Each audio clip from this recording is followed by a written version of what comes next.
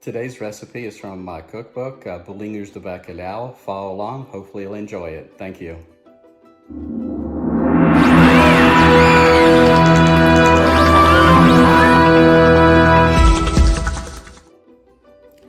Today we are doing a very traditional Portuguese recipe from my cookbook, an appetizer mainly. I call it Bolinhos de Bacalhau, but traditionally called Pastéis de Bacalhau, or translated to cod cakes. It is on page 21 of my book, and as you can see, very easily detailed to follow along and so on. As I take you through the steps, you'll see how easy it is to follow.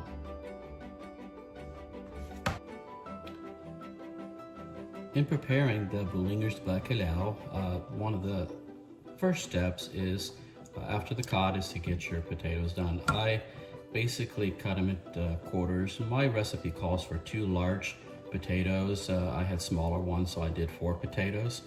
In the prep for it, I usually add thyme to it and about 3 ounces of butter and also about 2 tablespoons of olive oil. As it boils for about 20 minutes or so, the thyme, the butter, and the olive oil adds an amazing flavor to your mashed potatoes. Now, if you're just doing mashed potatoes, you might want to try that, but certainly in this recipe, I do it all the time because it adds great flavor to my appetizer. Preparing the cod can be a lengthy process, as noted in my cookbook. If you are using salted cod, the process can take quite a bit of time. In this case, mine is ready to go, and what I'm doing is actually breaking up the cod into little pieces. Not too fine, because you want it to capture as much of it in each one of the appetizers as possible. So rip it up a little bit, but leave enough in there so that it looks somewhat like this when I mix it with the potatoes.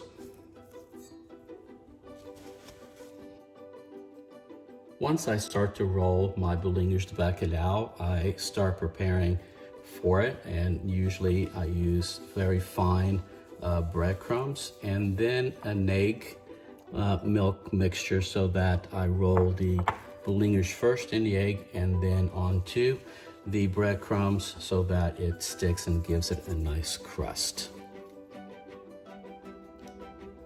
We have all the ingredients together. We have our bacalhau, and then I'm gonna add the mashed potatoes to it. With that, I'm adding my onions, finely chopped onions, oregano,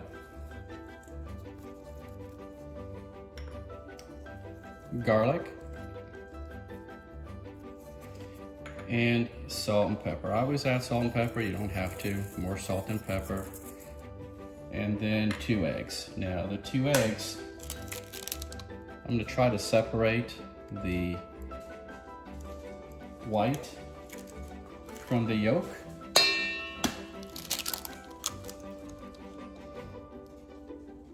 As much as I can. Then I'm gonna mix it all up. The idea is to have a nice mixture of all the ingredients.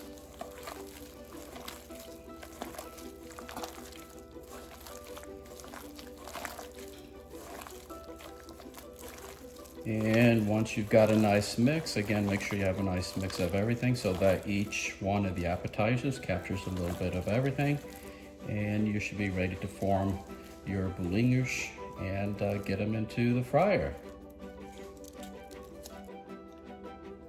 I have the mixture with all its condiments in and ready to go, and now I'm going to start making the bolinhos. I do have a couple of examples for you, and it's okay to, whether you're using gloves or you're using your hands, put a little bit of flour, because it does get a bit sticky, and that's perfectly fine. It's not going to hurt anything. Basically, you're going to scoop up about 2 tablespoons full. In the book, I show you how to do the tablespoon method. I'm doing the bolinhos here, and what I do is I try to roll them as close to a little ball as I can. I'm gonna dip it into the egg and milk mixture to help with the breadcrumbs, and I'm gonna roll them on the breadcrumbs, and I like my bolinhos nice and round, so I do play with it for quite a while until I get them perfectly round. That is just me, so I get them nice and round. As you can start to see, it takes a little bit of time. Here I have one that is basically done and ready to go. As you can see, it's nicely round. Now that's the way I do it. Traditionally, your pastéis de bacalhau will be and look something like this, which is fine. You can shape them this way if you'd like to, or you can do them round like I do.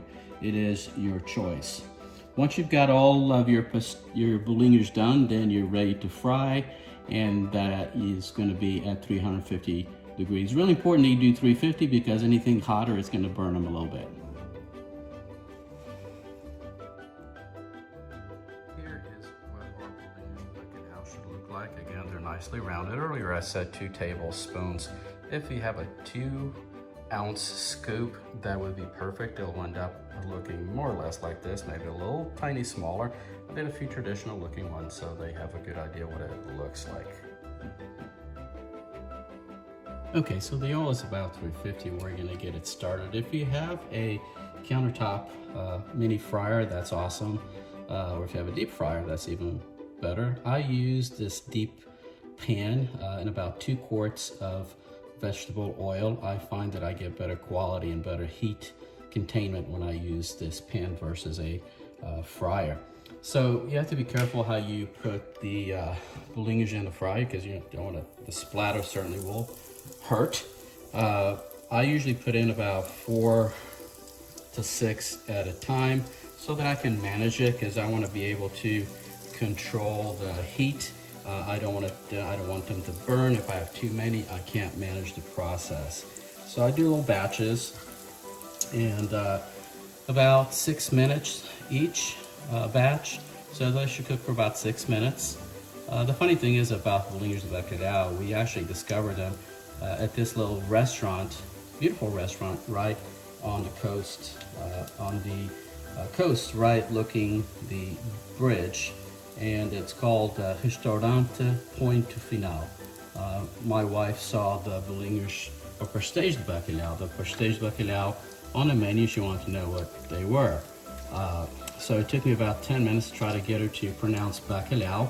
After a while, I just ordered it for her, but after that, she fell in love with them, and she absolutely has to have them every time we go to any Portuguese restaurant or any Portuguese event.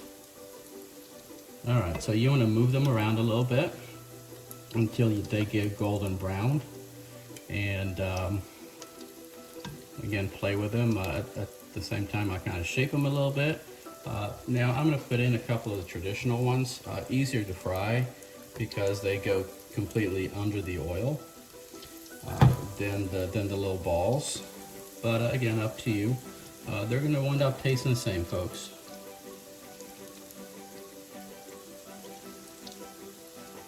Alright, I wish I had more stories to tell, but my wife's going to kill me about that one because she still can't pronounce bacalhau. If you have not had a chance to look on our website for our cookbook, we have amazing spices. Check out our YouTube videos on spices and also our recipes that I put out there that I do regularly. But check it out, folks. So again, about 6 minutes, and I'm probably going to pull them a little bit earlier because for time's sake. But this is what you want that bolinho to look like, a nice golden brown. Again, you don't want to do them too big, too large because of the moisture inside, and the outside will cook very quickly while leaving the inside kind of on the raw side. So about 2 ounces is perfect. All right, and the final product should look something like this. As I mentioned, I had a yield of actually 10 from my recipe. So if you follow the recipes, you're gonna get 10 of the little cod balls or bolinhos de bacalhau.